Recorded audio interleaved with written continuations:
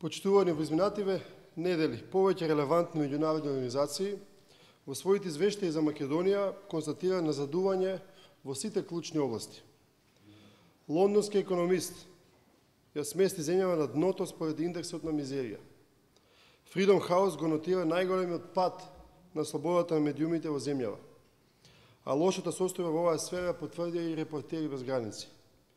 Македонија забележи рекордно назадување во здравството според Европскиот индекс на здравствена заштита. По сето ова, ново освестување доаѓа од годишниот извештај на Amnesty International за човековите права во Македонија. Во овој извештај се констатира влошување на состојбата во неколку клучни области. Спомнувајќи и хашките случаи и автентичното толкување, Amnesty International заклучува дека се зголемиле меѓуетничките тензии во земјата. Ова е цената што граѓаните ја плаќаат за скандалозните политички екзибиции што се прават во владината коалиција помеѓу ВМРО, ДПМН и ДУИ. Македонија е единствената земја во светот во која се амнестираат осомничени за воени злоусторства, а веројатно единствена во која партнерите во власта си поставуваат сопки кои може да предизвикаат етнички судеви и да ја загрозат еднината на земјата. Amnesty International го спомнува и случајот Мартин Нешковски и критикува за тортурата и злоупотребата на властувањата на полицијата.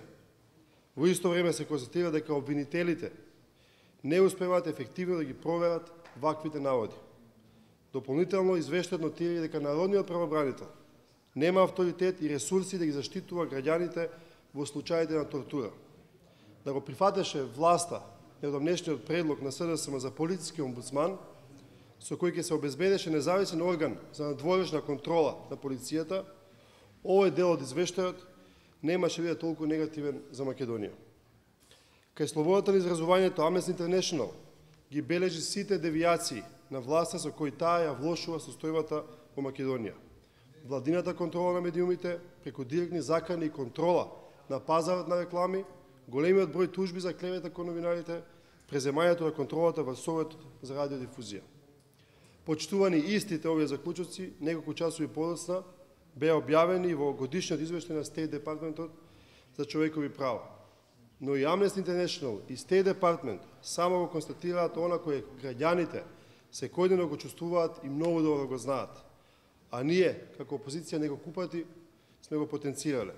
Се повеќе извештаите за Македонија наликуваат на извештаи на некоја африканска земја, наместо на држава која сака да биде членка на Европската унија и НАТО. Благодарам, поведете прашање на и надвор од темата.